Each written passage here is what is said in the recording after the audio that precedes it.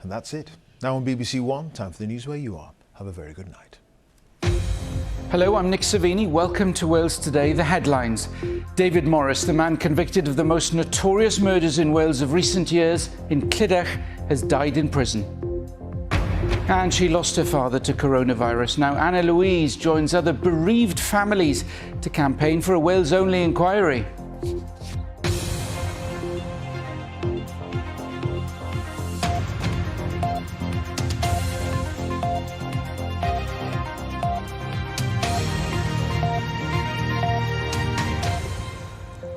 Good evening. It's been confirmed tonight that the man convicted of the Clydach murders has died in prison. David Morris had spent 22 years in jail for killing 3 generations of the same family in the Swansea Valley. He had always maintained that he was not the killer. David Grundy reports. The brutal killings of 3 generations of the same family have cast a shadow over the village of Clydach in the Swansea Valley for over 2 decades. 80-year-old Doris Dawson, her daughter Mandy Power, and granddaughters 10-year-old Katie and 8-year-old Emily were bludgeoned to death at their home on Kelvin Road.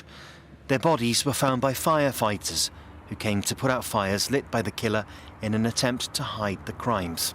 The inquiry, which followed the largest and most complex murder investigation ever undertaken by a Welsh police force, led to the conviction of local man David or Di Morris. Morris always maintained his innocence and went to the Court of Appeal to get his original conviction quashed. In 2006, he was found guilty of the 4 murders for a second time. His bid to return to the Court of Appeal was then rejected in 2018 by the Criminal Cases Review Commission. At the start of this year, following a BBC Wales Investigates programme, South Wales Police announced it was to review some forensic elements of the case. But just last month, the Crown Prosecution Service said potential new witnesses had not provided information to undermine the conviction. Tonight, a spokesman for the prison service confirmed that Di Morris had died at HMP Longlartin in Worcestershire. Police and the victim's family maintain their belief the right man was found guilty of the murders. Many others believe Morris died in jail without getting the justice he believed he deserved. A man has appeared at Cardiff Crown Court to deny murdering 16-year-old Wen Jing Lin at Ynyswen in the Rhondda. Chun Zhu is accused of murdering the teenager at her family's Chinese takeaway in March. He also pleaded not guilty to the attempted murder of 38-year-old Yong Hang Zhang. He's due to stand trial in November. Police are appealing for 2 possible witnesses to come forward after the death of a man who was assaulted at Butte Park in Cardiff. 3 people have been charged in relation to the murder of 54-year-old Gary Jenkins, who died earlier this month. Detectives say they're not looking for any other suspects, but the 2 people may have useful information. A group of families who lost relatives in the pandemic are calling for a Wales-specific COVID public inquiry. Currently, there are only plans for one to cover the whole of the UK. But the families fear Wales will be a footnote without proper scrutiny of the decisions made here. Paul Martin reports.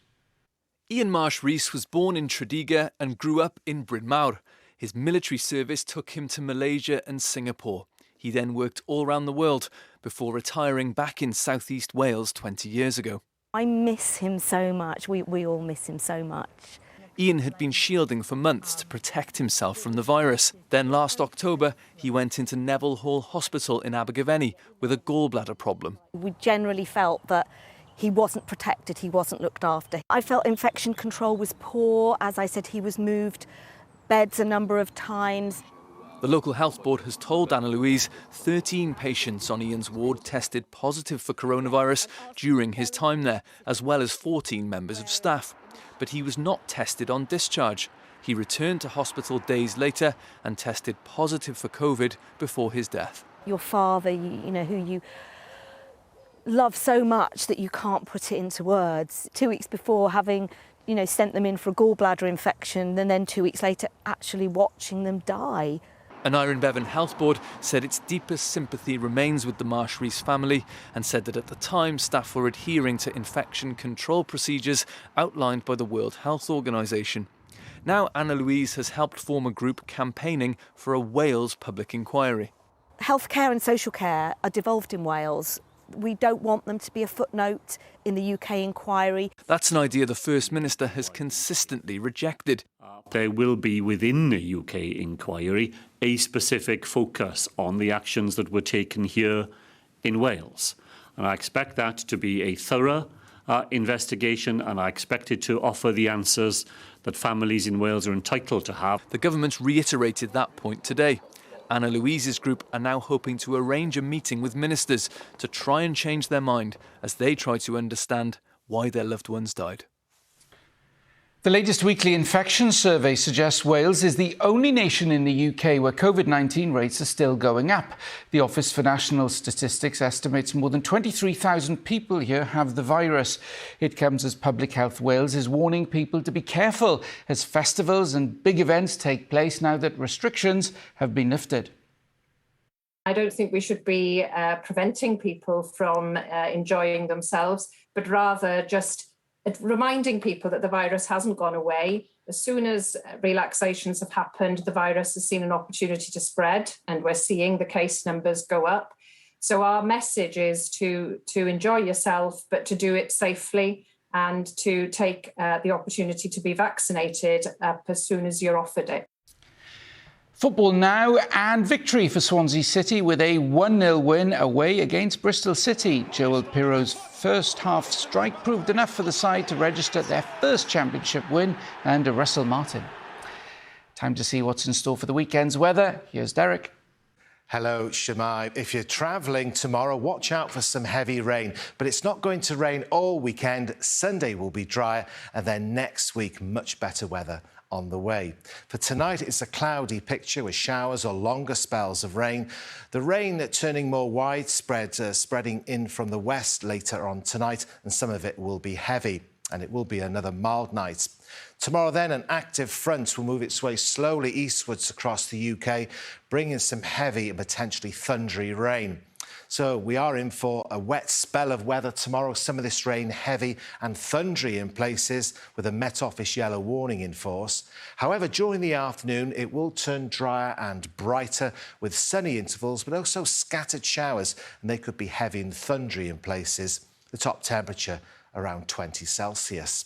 Now, across the rest of the UK tomorrow, outbreaks of rain will spread north and eastwards as we go through the day. Some of this rain heavy and prolonged with a warning of thunderstorms, turning dry and brighter in the west and southwest during the afternoon, but with scattered heavy and thundery showers. Now, Sunday promises to be a better day. Drier and brighter, just one or two showers here and there, the cloud breaking and clearing with sunny spells, and feeling a little warmer on Sunday, highs between about 18 and 21 Celsius.